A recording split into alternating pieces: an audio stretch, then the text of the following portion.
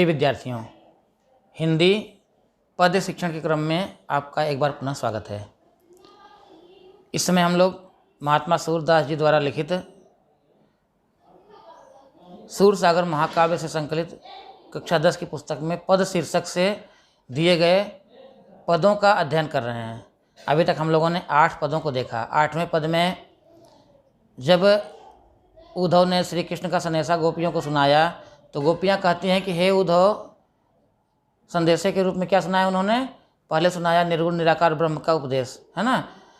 तो गोपिकाएँ कहती हैं कि हे उद्धव, 10-20 मन नहीं है, हमारे पास एक ही मन है, वह मन श्री कृष्ण के पास चला गया है, इसलिए तुम्हारे निर्गुण निराकार ब्रह्म को कैसे हम ध्यान करें। उसी क्रम में आगे उद्धव ने और भी तमाम ब्रह्म को प्राप्त करने के तरीके बताए, हठ योग बताया। तो इन सब बातों को सुनने के पश्चात गोपिकाएं उद्धव से कहती हैं एक व्यंग्य भाव में, क्या कहती हैं इसको हम देखिए, ध्यान से देखते हैं, समझते हैं। पहले पद्य को पढ़ेंगे तो पश्चात इसकी व्याख्या देखेंगे। उद्धव जाहु तुम्हें हम जाने, श्याम तुम्हें यहाँ को नहीं पठयो, तुम्हें बीच भुलाने।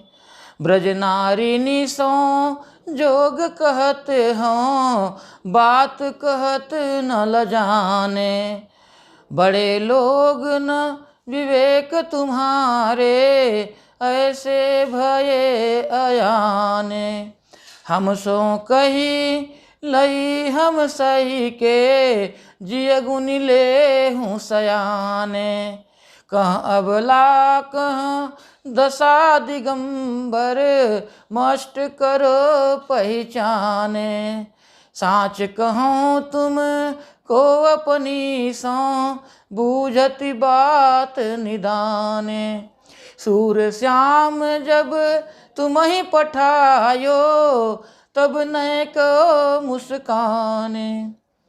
प्रिय छात्रों, गोपिकाएँ यहाँ उद्धव से कहती हैं कि हे उद्धव, आपको श्री कृष्ण ने नहीं भेजा है, बल्कि क्या हुआ, आप ही रास्ता भूल गए थे। आइए हम इसकी व्याख्या देखते हैं। व्याख्या से पहले हम इसमें छोटा सा इसका संकेत बना लेंगे। संकेत बनाने के बाद संदर्भ लिख लेंगे, जैसे हमने पिछले पद्य में लिखा था।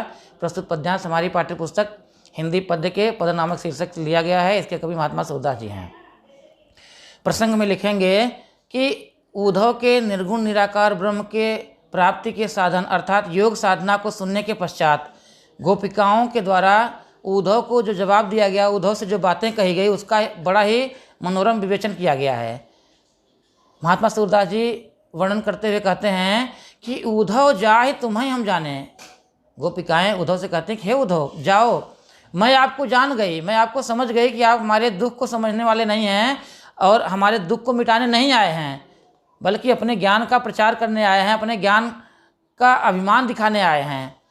क्या कहती हैं देखिए कि श्याम तुम्हें यहाँ को नहीं पठयो, तुम्हें बीच भुलाने। कहती हैं कि हे उद्धव जी, आपको श्री कृष्ण ने यहाँ नहीं भेजा है, बल्कि आप ही रास्ता भूल गए थे और भटक करके हमारे पास चले आए हैं। बीच माने रास्ता।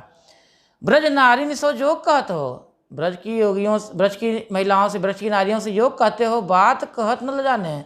ऐसी बात कहते हुए भी आपको शर्म नहीं आई, लज्जा नहीं आई।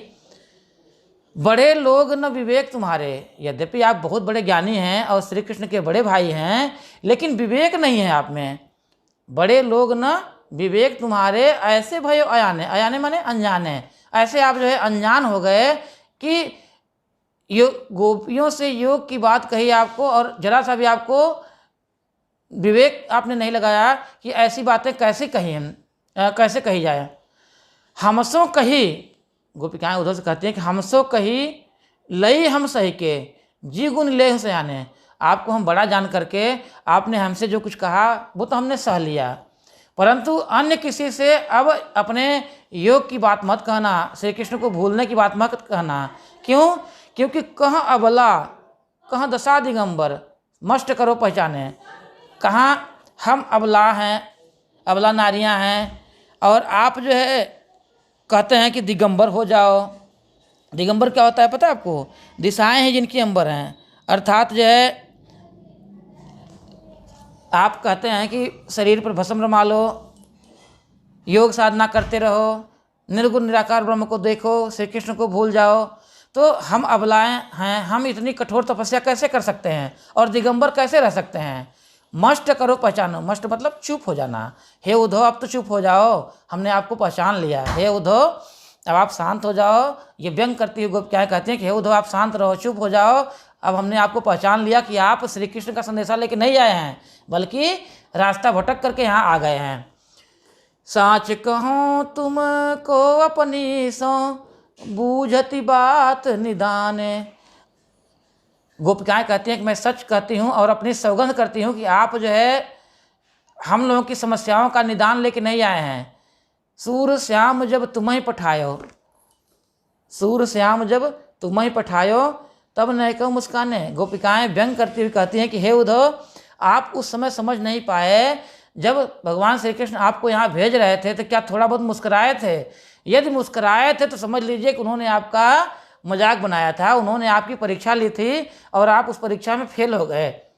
इस प्रकार से गोपियाँ उद्धव को बिल्कुल पानी पानी कर देती हैं। उनके जो ज्ञान का अभिमान था उसको गोपिकाएँ चूर चूर कर देती हैं और अपनी भक्ति भाव को, अपना जो श्री कृष्ण के प्रति प्रेम है उसको अत्यंत सुदृढ़ बनाती हैं। प्रिय विद्यार्थियों, यहाँ पर भाषा हो जाएगी ब्रज भाषा, रस वियोग श्रृंगार और छंद गेय पद हो जाएगा। यहाँ पर शपथ देकर पूछने से गोपियों के मन में छिपी हुई प्रेम भावना व्यक्त होती है। गोपियाँ मानती हैं कि श्री कृष्ण ने उद्धव को प्रेम की शिक्षा की प्राप्ति के लिए ही ब्रज में भेजा है। यहाँ पर गोपिकाएँ उद्धव से कहती हैं कि क्या आपको भेजते समय मुस्कुराए हैं? अर्थात जो ज्ञान अभिमान है उस पर प्रेम की जीत उन्होंने दिखाई है। उद्धव के मन से जो ज्ञान के अहंकार का पर्दा पड़ा हुआ था, इस पर्दे को हटाने के लिए श्री कृष्ण ने यह नाटक रचा था। गुण है माधुर्य, अलंकार अनुप्रास और गेयपद। अनुप्रास अलंकार यहाँ पर कई जगह ऐसे हैं जहाँ एक ही वर्ण की आवृत्ति, जैसे सूर श्याम है ना, तो एक ही वर्ण की आवृत्ति 2 या 2 से अधिक बार हुई है तो वहाँ पर क्या हो जाएगा? अनुप्रास अलंकार।